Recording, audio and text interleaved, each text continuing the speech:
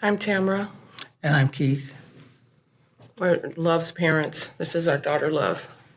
He even asked me for my daughter's hand.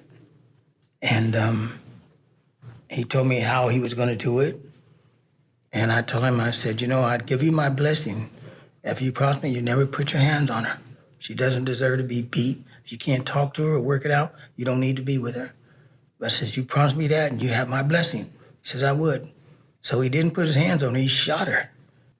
Just continue to help people. That's what we're here for, is just to help in any way we can. Hi, my name's Christy Kiefer, and I am a case manager at CASH. I am actually for victims of crime, the program lead there. We work with women 18 and over that have been involved in commercial sexual exploitation in some way. I chose this path in victim advocacy because I am a survivor of commercial sexual exploitation. I am so happy to be part of Voices for Victims Coalition because as a survivor and as a previous victim, I really just want to make sure that the victim's voice is at the table, especially when we're talking about laws. I'm a survivor of myself, and I know what it's like to not have any hope. And if I can just give someone a little bit of hope, which I know I have, and I've seen it, it just makes all the difference in the world. It was so bad for me internally and physically that when I got out and got connected to a really good advocate who gave me hope and believed in me, it's like I had to do the same thing. I had to give that back. I have to pay it forward. So it doesn't feel so much like a burden to me. It feels more of a blessing to be able to be there for someone. I think as coalition members, it's important to remember that we're speaking for more than just ourselves and our own families. There's a lot of people that need to be heard. We could do that best by strengthening laws to make sure that the victims of crime in our state and in our nation have their voices heard, that people in every stage of dealing with these crimes and the punishment afterwards understand we matter. I focus on the Danny Oliver Foundation because I wanted someone from the family to still be a part of it, just because I wanted my dad's legacy to continue. But also, I just want to be, I guess, kind of like a little bit of a beacon of light in someone's darkest day.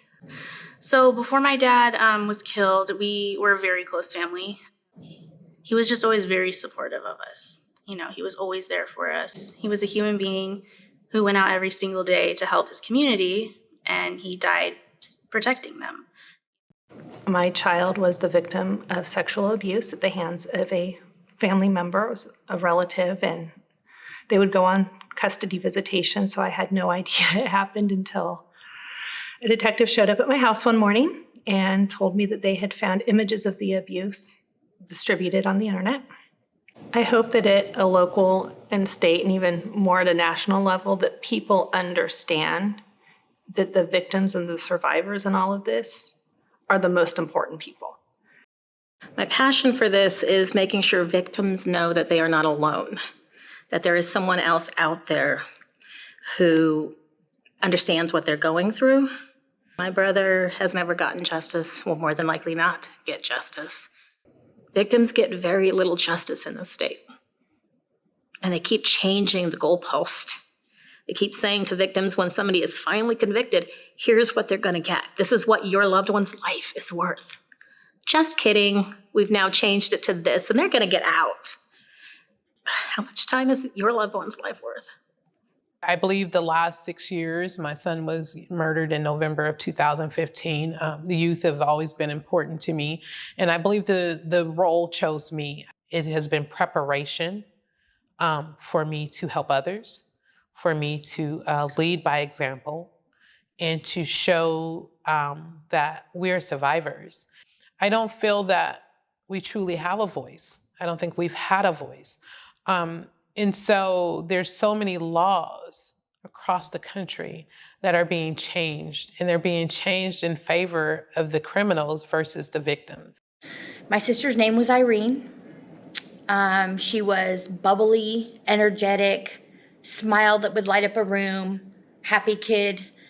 I went in and sat down. My mom and dad sat me on the couch, and dad said, some really bad news for you. Your baby sister and Joyce were killed by a drunk driver last night.